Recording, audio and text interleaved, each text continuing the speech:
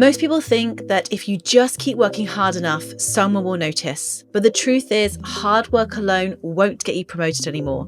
In today's episode of the Career Confidence Podcast, I sit down with Anna Findlay, a career coach who went from feeling stuck on 60K to earning 200K by completely rewiring how she thought about confidence, visibility, and value. Today, we unpack the mindset shift that helped her stop being the quiet achiever and start being seen, how to build genuine visibility without feeling fake or self-promotional, the real reason women get overlooked for promotions and how to fix it, and what career success looks like in 2026 and beyond.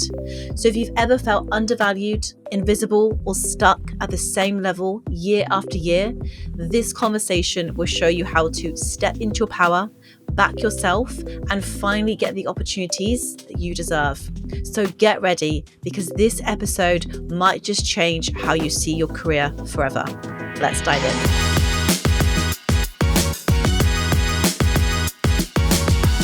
Anna, welcome to the Career Confidence Podcast today. I am delighted to have you on. As I was saying before we jumped on, I'm a big fan of all of your content. So if you don't follow Anna on LinkedIn, make sure you go and give her a follow and a like, because she posts some really fantastic, inspiring, but also very educational content, which is how we've come to get to know each other. But before we dive in, we're going to talk about the confidence traps. We're going to talk about how women can really position themselves, step up for promotions, earn more money, and really how to get ahead in your career in 2026 and beyond. There's going to be so much value in today's episode. But before we dive in, I think it always is great to start with someone's story, because I feel like that really sort of paints a picture of who you are and what the listener's really going to get out of today. So take us back, Anna. You haven't always been an incredible career coach. What is the backstory of Anna? Take us through that journey. Sure. So yeah, as you said, now I'm a career coach for women and quiet achievers. So I help them really get ahead with their careers, whether they're looking for, promotions, pivots, whether it's a job search, really sort of step into their power and build the career that they actually want, and that reflects their abilities. But I wasn't always a career coach. And actually, the way I got into coaching was I was pretty terrible at building my own career. So I was very classic quiet achiever. So I really expected the work to speak for itself when I first got into corporates. I was sort of doing a lot, but I wasn't really getting anywhere. And quite frustratingly, I was seeing people who I knew for a fact weren't particularly working very hard. And they also maybe weren't even quite as skilled or experienced as I was getting ahead. And I remember at the time feeling quite bitter about it, to be honest. It's like, why are they getting ahead and I'm doing all this work? And so I kind of clicked in that moment that there was something I was missing. I knew I didn't want to be like politics, sort of, manipulative person. But I also knew there was something that they were doing that I was clearly missing. So that sort of sparked a bit of a investigative process. And I spoke to probably thousands of people who were building the careers that I actually wanted to build, and put together a bit of a pattern, started testing things out, realized that there was this whole auxiliary skill set around doing the job that I also needed to build. I didn't even know it existed at the time. Realized as well that you didn't have to do it in this kind of icky political way. You could do it alongside working really hard, having the right skills. And so I started sort of experimenting with that. And that was how I was able to take my career from like the 60K role where I was just sort of really stuck and didn't like it, to a 200K role where I was really thriving and it really aligned with my strengths. And I was able to bring a lot of value in the work that I did. So that was how I got into coaching. Obviously, people started to notice and they were like, what the heck are you doing? How are you getting all this success? Because I'm like quite well known to be this sort of socially awkward introvert. And so through that, I started coaching, and that's how I got into coaching. Okay, this is awesome, because there's so much here that you've just said. The first thing that I pulled out from what you just said about your story is you had conversations. You didn't just look at the people who were getting ahead and going, oh, they've got something I don't, or easy for them. You clearly identified there were some patterns and things they were doing that you weren't doing. So can we start there? Because I think this is so powerful, the power of conversations, the power of looking at others and sussing out like success leaves clues. So what were those clues, and what did they give you in terms of those conversations that you had that sort of sparked the light bulb moment to go, this is how I'm going to go from 60K to 200K. This is how I'm going to grow my career. Yeah. So There were a couple of different things in that. So I think firstly, like I did start with the kind of bitterness. I think that's important to kind of call out. I was, oh, it's so unfair. It should be like based on like, the value I'm bringing and my work should speak for it. I was sort of shooting all over myself, like Brene Brown always says. And I did that for a moment. And then I sort of reflected and I was like, this is actually not helping anyone, least of all me. So I need to change my approach. And so I think the first mindset shift for me was just recognizing that it was what it was.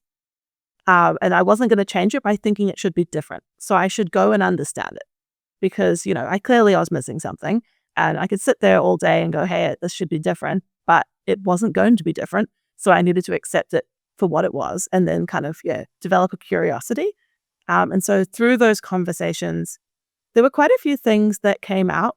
One of the things that I found the most interesting was kind of the idea of readiness. So I had always thought you needed to be like super ready and super onto it before you sort of, helped others, spoke up about your work, like you had to be like top of your game. But I recognized through speaking to the people who were actually getting ahead that they would start before they were ready. They would take actions. And then that was one of the things that sort of built into success for them. So I think, letting go of kind of perfectionism and this need for everything to be perfect before you share it and sort of sharing as you go, putting yourself out there for new opportunities, even if you're not 100% ready, and really backing yourself. And I think that sort of led me to the second point of like, how do you back yourself? So there's kind of two ways. So there's the internal backing yourself, like, yes, I've got this. Like, I might not know everything, I might not be perfect, but I've got value that I can offer. I've got experience. Some of it's just directly related, some of which is transferable. I figured things out before. This would be a good idea for me to pursue this. And then there's a sort of outward part, which is about kind of convincing people to let you have opportunities, whether that's, a new role that you're going for, whether that's a promotional opportunity. You need to sort of let them, I guess, convince them to open the door for you. And that was a whole new field for me because I, again, had thought like you work hard, you get results, people open doors. That's how it works. But that's not how it works. So you have to build relationships, you have to showcase value, you have to speak the language of impact. So that was a really big one for me as well. Like, translating why my work mattered, and it matters for different reasons to different people. So not just why it mattered to me, but why it might matter to them, to their goals, connecting it up to the business, speaking that language of impact, and really backing myself internally and then learning how to kind of showcase that externally. It didn't have to be flashy, but it did have to connect back to what they valued individually and then also what like that company or that role valued in a broader sense as well. So I think it's sort of a little bit of self-promotion backed by internal confidence. Yeah, I think that's so well put. And so I see so many people struggle with this, especially women. They think that, positioning themselves and saying themselves is ego and it's showing off, but it's not. It's leverage and it's so important. So again, like going back to that whole sort of like mindset shift just before we sort of move on, I think it's just really, really important for women to hear this. Like you said that you're a quiet achiever. Like, and obviously no visibility is going to equal no opportunity. So if someone's listening to this right now, Anna, and they're really resonating with what you're saying and they're saying like, I am so good at what I do. And I do believe I should be moving faster in my career, but I feel stuck. I feel stagnant. I feel underappreciated. What's just one thing that they could do today that would help them build that little bit of courage and confidence to really start to make these steps forward in their life and career? I have a slightly problematic answer to this question. So take from this what you will. This is one thing that works for me. And some people, they hear me say this and they go, that's terrible. And some people are like, that's genius. So what I do is I look at someone who is getting ahead with their career, who talks a big game, who's really confident, who backs themselves, who talks about their work like it's, solving cancer, even if it maybe isn't.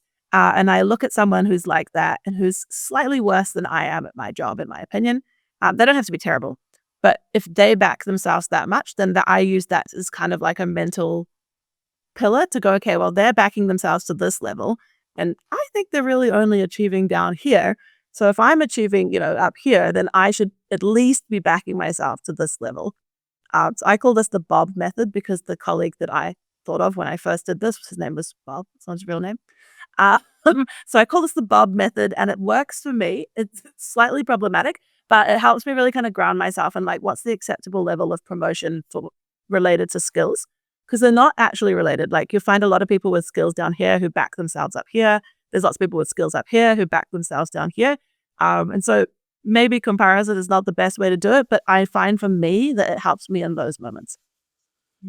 No, I totally understand that. That makes so much sense. And again, it's just really practical advice because, like I said, so many people just stay stuck for years, and then they think it's maybe like the company that they're in or the culture they're in, and they move jobs to find that actually it's not the company or the culture, it's something that's going on internally in their own belief system. And it's like, how can we break these beliefs and these imposter thoughts that hold us back? And that's the other thing as well. Like, it's really brave to step away from your corporate role, the safety net of having a stable income, to go out and start your own business, like career coaching. So tell us more about like how you went about knowing it was the right time for you to make that shift. And I'm sure that you learned a lot during your corporate years as well. So tell me about that sort of that mindset shift from like really knowing that you were quote unquote ready to make the leap into like doing more sort of coaching work.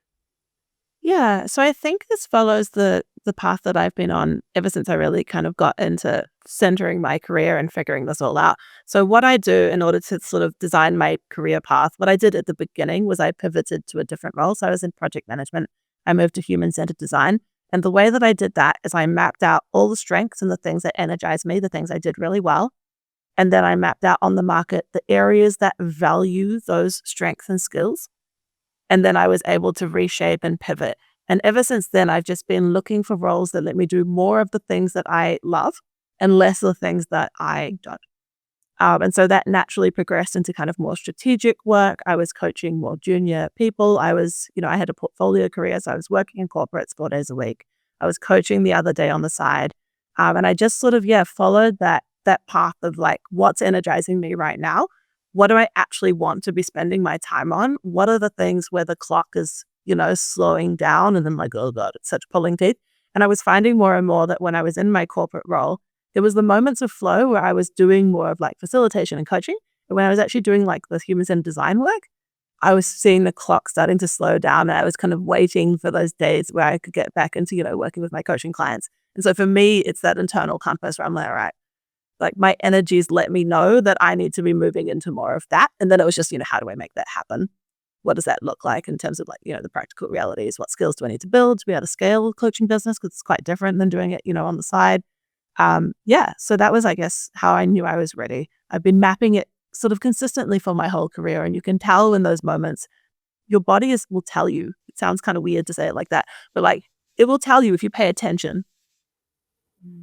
No, I completely agree. I've been there quite a couple of times in the past. Like one of them was stepping away from my corporate recruitment job to start my own business. And, I'd get to Sunday night and start to feel those like dreaded thoughts of Monday. Monday would come. I'd be just on the train commuting, being like, oh, I don't know how much more I can do this for. I was getting sick more often. I was anxious. I was overwhelmed. I was snappy at the people that I loved. Like I just wasn't myself. And I think that this is super key. You're touching on something that is really important, doesn't get discussed enough, and think that so many people chase the next title or more money or think that success comes from the next promotion. When actually, I think like really I think the most happiest and fulfilled careers are built on is really understanding who we are, our values, and what's important to us. And again, if we can move towards things that energize us and bring us joy, and when we feel really in flow, that to me is a successful career. And I love what you also said as well about you were working in corporate 4 days a week and 1 day a week you were building your coaching practice. And I think that's a really smart way of doing it. It's not just jumping into full-time entrepreneurship or running your own business. It's like, okay, how can I do this 1 day a week and maybe now 2 days a week? But also I think in this new world, and I'd love to get your opinion on this as well, Anna, I think we do need different sort of streams of income and different ways that we can make money and leveraging our skills across different sort of, I guess, platforms and ways and careers. What are your thoughts on that piece? And like you mentioned, portfolio careers. This is like the new sort of, I guess, phrase that's coming out a lot. What does that look like to you right now? And again, how are you sort of advising your clients, especially when they're coming to you about their own careers and getting advice and seeking how to stay future ready and continuing to sort of succeed in this new world of work? Yeah, so portfolio careers are an interesting one. I sort of had one for a while, I guess, between the two things I was doing. At the moment, I'm more focused on the coaching, so it's a little bit less portfolio. But I particularly like them because it sort of allows you to diversify, and I'm a bit of a generalist. So I think portfolio careers are great for generalists, but you don't need one. I think what you do need is to kind of divorce yourself from that kind of I belong to this company and this company is what my career is about. So whether that's, building multiple income streams, one at a company, one as a side gig, whether that's, adopting a contractor mindset and you sort of treat, your LinkedIn or whatever your relationships as a bit of a marketing platform so that your career builds regardless of whether or not you're connected to a particular business. I think that's the future ready part because again, reality check is that we don't really have stability attached to our roles anymore. Companies are restructuring and they're just moving around all over the place. There's not really any job certainty. So the only certainty you really have is yourself, the fact that your skills are ready on the market, and the fact that you've got a reputation or you're well known. So a lot of people call it a personal brand. So whether that's your network or your LinkedIn profile, whether you're posting, whether you've got a side gig, it's all of those things that basically mean that the product is you and you're ready, regardless of what corporates are doing. Your job decides they don't need you anymore. That's not a problem because your skills are ready. You've got a great network. You're out there on the market. You're having conversations. And so it's sort of that contractor mindset almost. So you don't have to go the portfolio side gig. You can if you want, if that's something that brings you, again, joy. But even if you don't, make sure that you're sort of, making sure that your career is about you instead of about the role you currently have. If that makes sense. Oh, yes, it does, because I keep on emphasizing this point over and over again. So in your coaching practice, I would love to know, 'cause I'm always looking for patterns, and I feel like you're going to be the pulse of what's actually really going on in the marketplace. So without sort of giving away any of your coaching clients, secrets and things that they're working on, do you see certain patterns and certain common themes of when women are coming to you, anything they're particularly struggling with right now? Is there anything you can share that you think, that keeps coming up again and again? Because I think if there's something there, then that would definitely be, I guess, important for the audience to hear, maybe to hear they're not alone, or good to know if someone else is struggling with this. What are you seeing at the moment, Anna? Yeah. So I guess one of the things about posting a lot on LinkedIn, which I do, is that you attract people who are thinking a similar way to you. So I attract quite a few clients that think their work should speak for themselves. Because that's how I used to think. And I talk about that quite a lot. So that's, I guess, a blocker for some people is they don't want to develop these auxiliary skills because they think that they just shouldn't need to. And again, it's that kind of should versus reality. Also, the thoughts that they're sort of disingenuous for doing that can come up as well. And I don't think you have to be disingenuous. I think you can do a good job at your work, have amazing skills, and the skills that you build around that allow others to open doors for you and recognize your work and, get your work even further than it would have got without those doors. I think that that's beneficial for everybody. It's not kind of manipulative social climbing. So I guess that's a bit of a mental block that I see. A couple of other mental blocks that I see quite often, sort of fear of imperfection or putting yourself out there. So they want to be 100% ready, which doesn't really exist, before they take that next step. And they're kind of waiting for that certainty of if I just do this one more course or then I'll feel ready. But you won't, because you'll never feel ready. The readiness comes from you do it, you mess it up a little bit, you figure it out, you build the confidence that you can figure it out, which is more important than the confidence to do it, by the way. And then you sort of move from that. So I think the perfectionism, and then I think that also when you start self-promotion, even just very genuine self-promotion, it will feel like you're overselling yourself at the beginning. And some people will feel like they're, oh, I'm making it sound like it was so important, but it wasn't that important. And if you've been, undercutting yourself and not backing yourself for a period of time, it's going to start to feel almost like lying. It's not lying, but it does sort of feel like lying. And so that's another battle. Oh, well, that's not true. And I'm like, all right, tell me the part that's not true. And they can't, because it is true. It's just a different framing and a different light and elevating that. So I think those are a couple of things that I am seeing women struggle with at the moment. Mm-hmm. Yeah, I'm sensing that as well from the sort of the few sort of coaching sessions and workshops I've run in corporates. It's like you say, my work should speak for myself. I've been doing this job for 20 years. I should be the natural person that gets that next promotion. And I had someone say to me the other day, well, explain to me why someone less experienced and younger than me is getting promoted and I'm not. And it was like a real like interesting question. I thought, okay, how can I put this in a diplomatic way? But my first thought was like, well, who knows of you and your company? How much have you invested into your network? How much have you invested into your brand? If I walked into your organization tomorrow and said, hey, what does Anna do? What is Anna known for? What would they tell me? And I think this is the big mistake that so many career professionals are making. They don't understand why Joe is getting promoted and they're not. And often it doesn't matter how many years you've worked for the company. It matters like who you know, who knows you. I think mentors and sponsors are incredibly important as well. I think sponsors, people who say your name in rooms you're not in yet, is incredibly important. And this is the new way to get ahead in your career. And I don't think many people realize this. They're still hanging on to the old way of thinking, and actually it's going to be a new way of thinking. But you've also mentioned something really important there as well, Anna, is something that you and I both believe in, is the whole brand piece, personal branding. Take me back to your first post on LinkedIn, because I remember mine, like it was quite daunting putting myself out there, but I've reframed it to what value can I bring to the marketplace? That's how I've reframed it. So talk to me about your own journey with building your brand and what that's given you and where that's led. Yeah, so great question. So I think for me, brand started before LinkedIn. So I did a lot of that like scary putting yourself out there stuff before I put it on LinkedIn.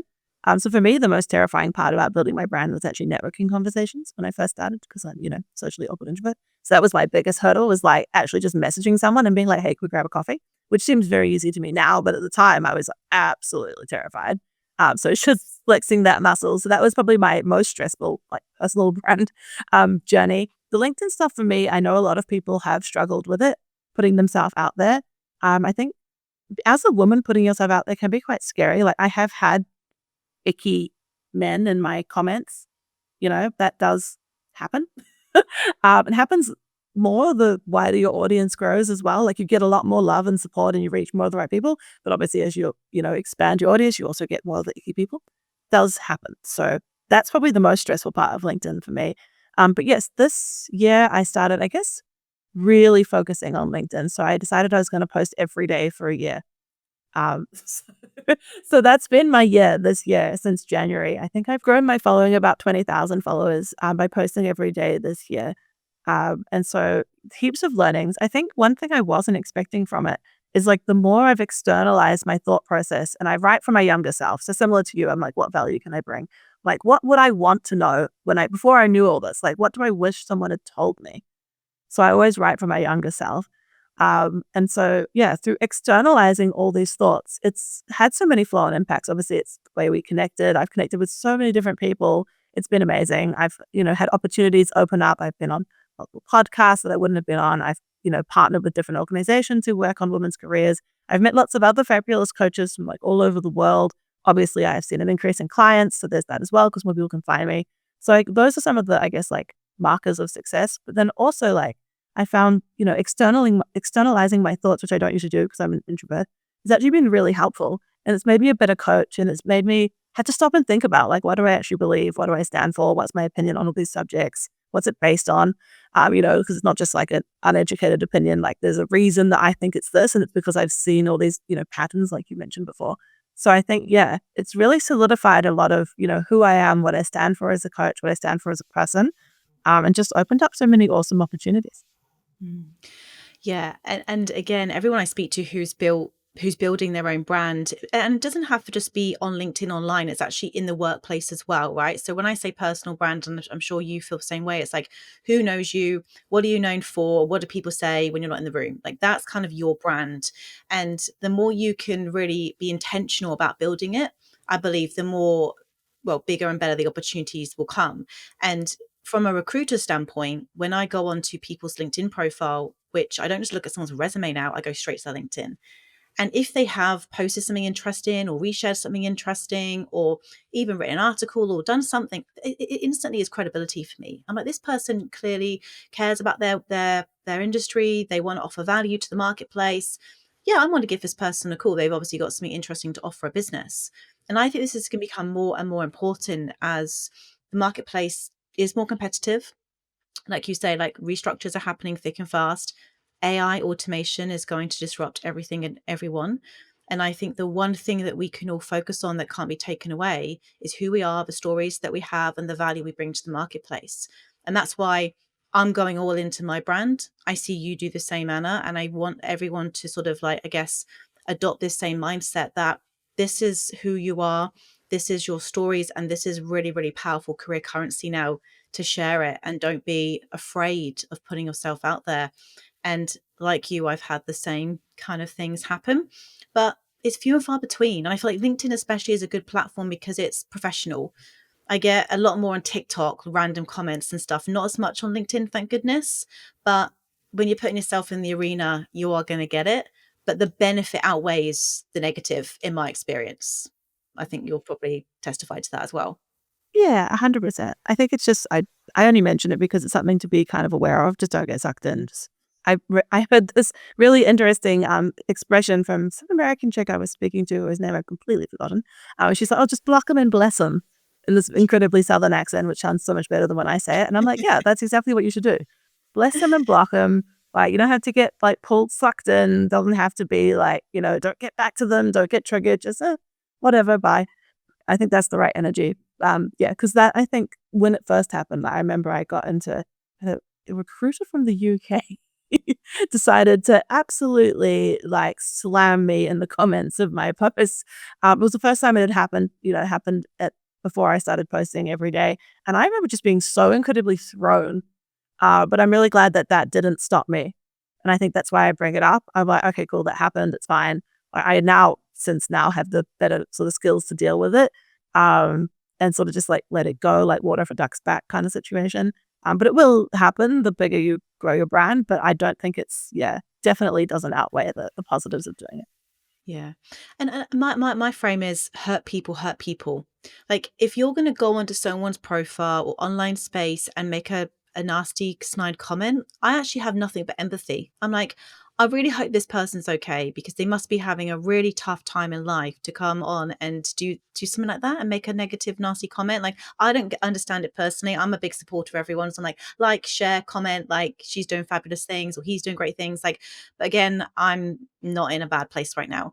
So yeah, but I think it's a really important thing to bring up because we have to almost block out the praise and also the negativity as well, and just make sure it's always coming from a good place, intentional place of, like I said, just wanting to add more value and be visible. But look, as a career coach now, I want to sort of think ahead into like 2026 and beyond. And I love your opinion and thoughts on this. Like, what are you advising your clients to really focus on? What skills do you think are going to be important as we move into this new sort of future of work? Like, any advice to people listening to this podcast that want to stay ready, relevant, and resilient in this new crazy world we're going to go into? Yeah. So I think staying like market ready is a big thing, and understanding like what's your skill set? Is it portable? Where does it apply? Where can it plug in? Is really important. And on that is, your networking, your personal brand, your interview skills, your, self-promotion at work, all of that stuff. So that's, I guess, a bit of a given as a career coach. But then I think the other things that I'm seeing elevating people's careers even more. So as AI goes and does, the stuff that computers can do, it's more and more important to do the things that only people can do. And so I'm a massive like fan of, they call them soft skills, terrible name. They're actually really challenging skills. So, your communication skills, the way you can bring things together, how you speak, your storytelling skills, those kind of skills are super important for future proofing careers.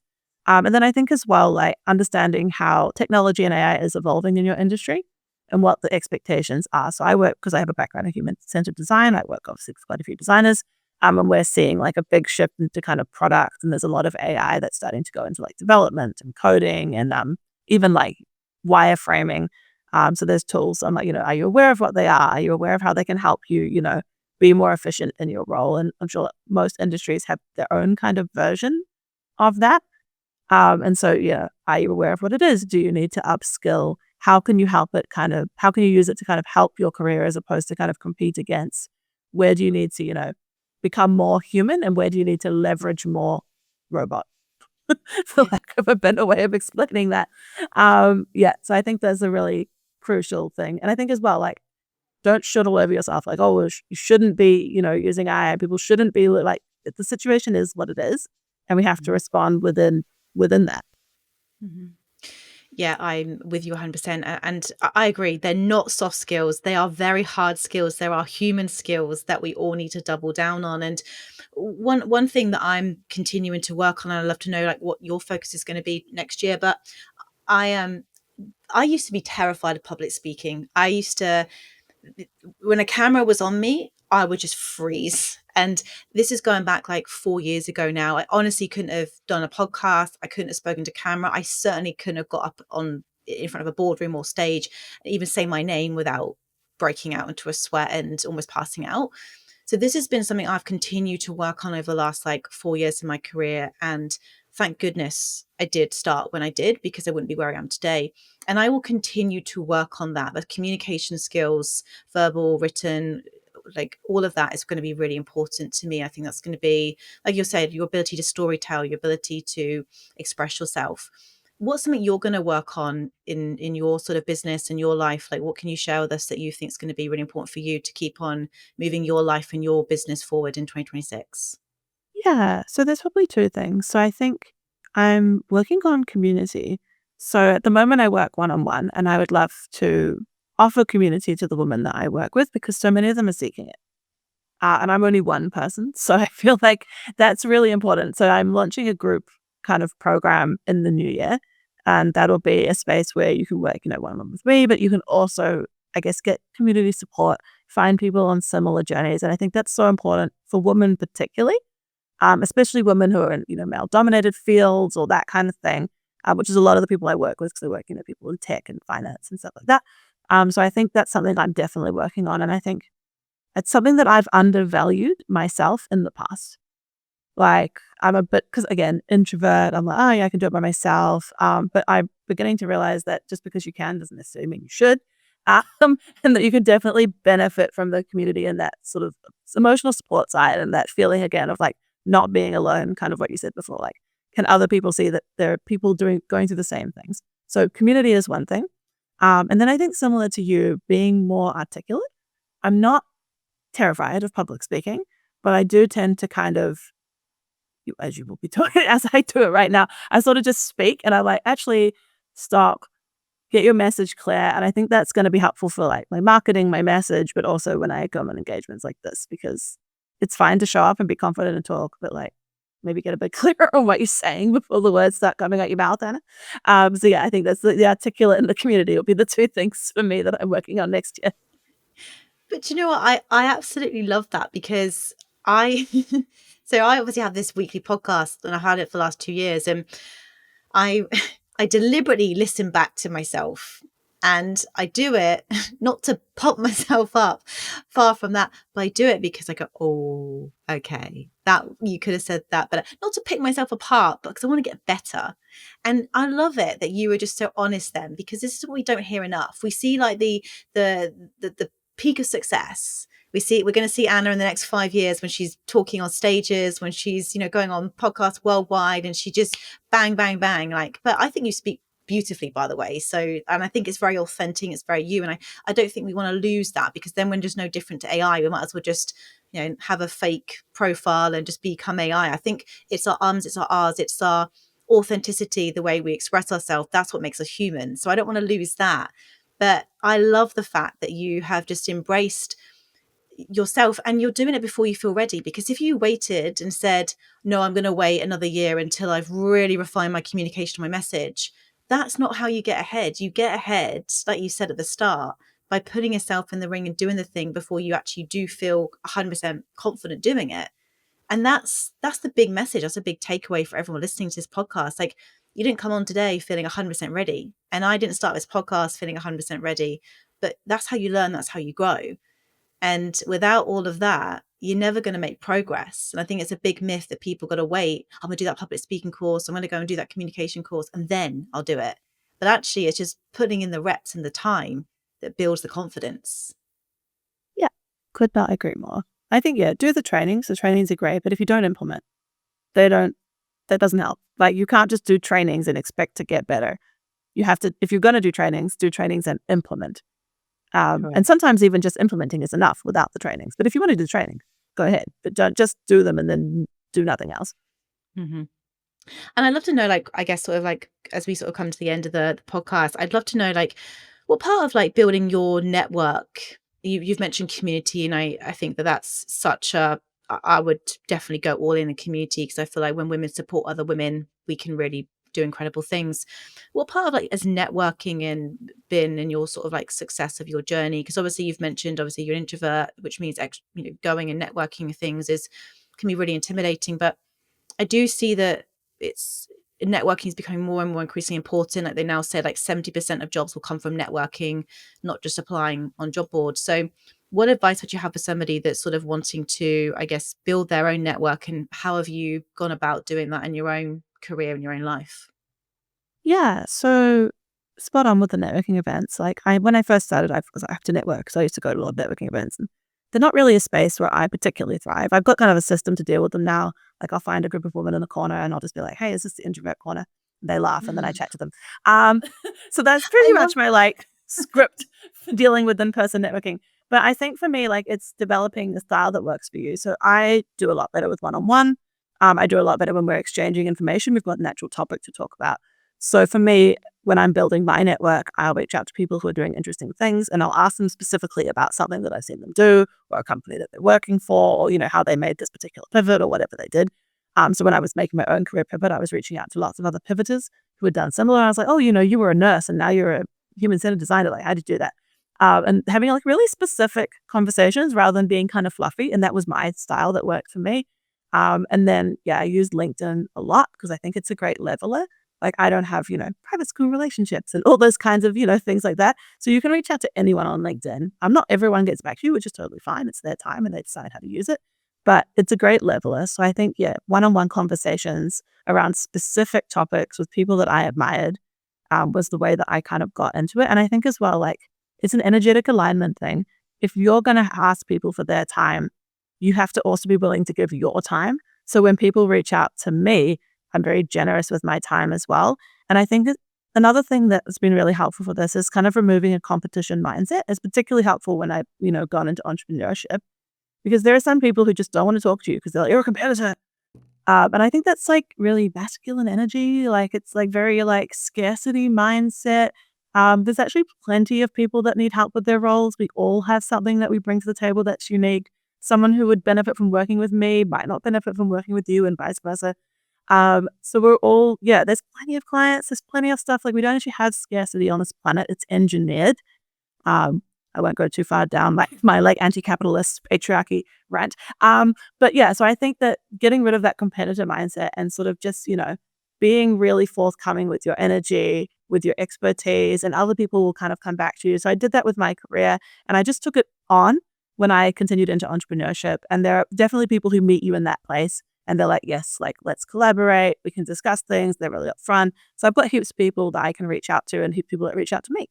But they're not always the same people, by the way. Like some people who are a little bit further ahead will help me more than I help them. But then I kind of, I guess, pay it forward because there are other people that are, not as far on their journey that reach out to me and I help them as well. So I think that's been crucial. And I think people often say that entrepreneurship is quite lonely. And I hear that a lot, but that's not been my experience. And it's so great to just have people when, stuff hits the fan, which happens when you're doing new things. You're like, what do I do about this? And I've always got someone to message. And I hope that there's lots of other people that feel that way about me as well. Mm.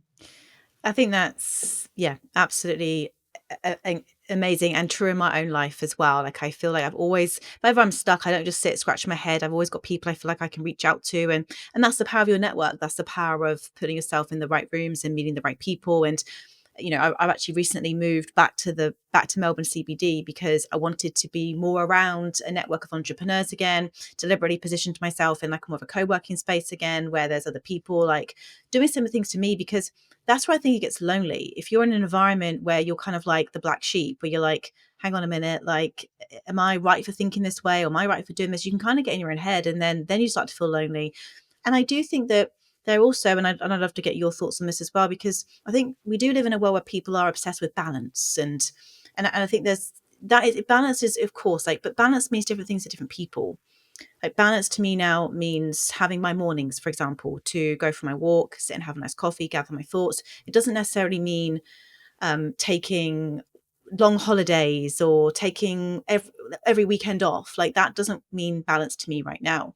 But I think that when we're in the environment of other entrepreneurs that are building, because that's when it gets lonely, when you sort of feel like you're I guess grinding away and putting in the hours, and then you sort of feel like, am I unusual for doing this? And then when you're around other entrepreneurs who are also wanting to put in some work on the weekends, you go, I'm not actually not, this isn't me going mad wanting to do this.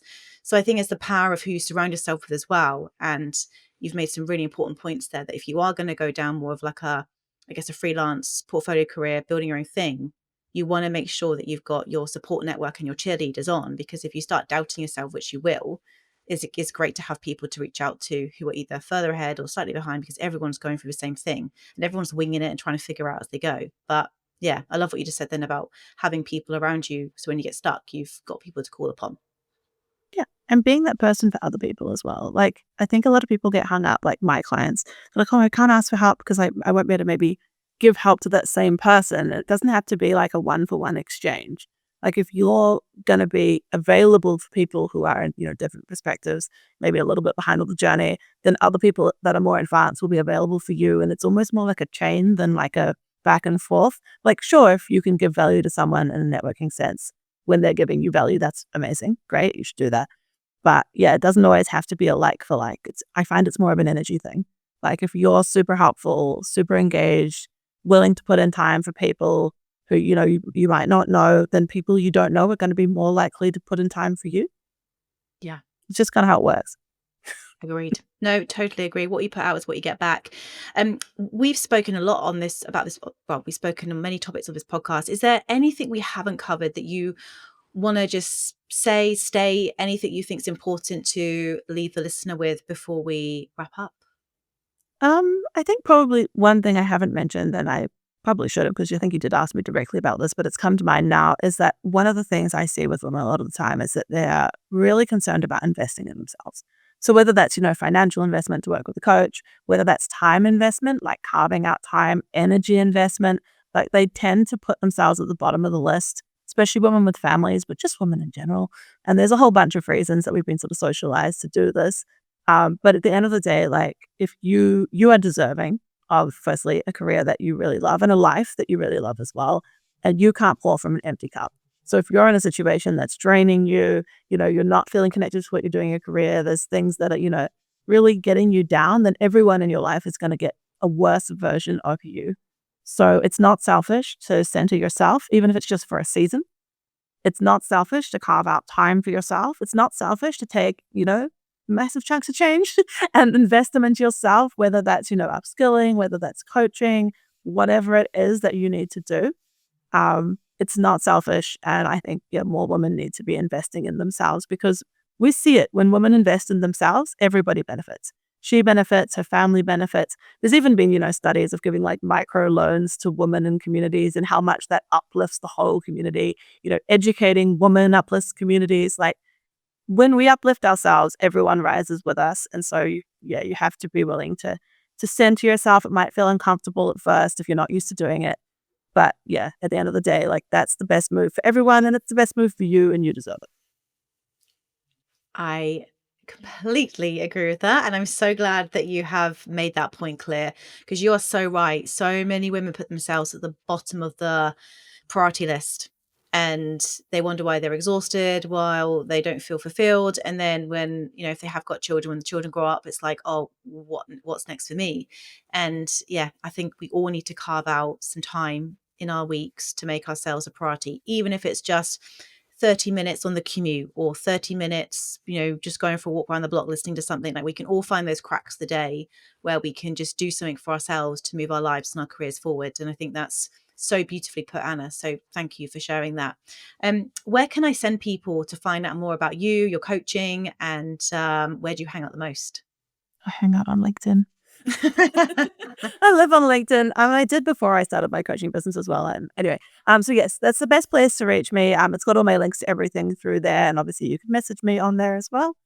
So yeah, if you are having a problem with your career, you want to, make a bit of a change, you're not getting ahead the way you think you should be, you're on a job hunt, or you want to try something new and you're not quite sure how to pivot, then yeah, hit me up. We can chat. And if coaching is something that will help, we can talk about that. And if not, I've also got like a massive network, like I just mentioned, where I'll be able to refer you to the right person as well. Wonderful. Make sure you go and connect with Anna. And Anna, thank you so much for coming on today and sharing all of your wisdom. It's been an absolute pleasure.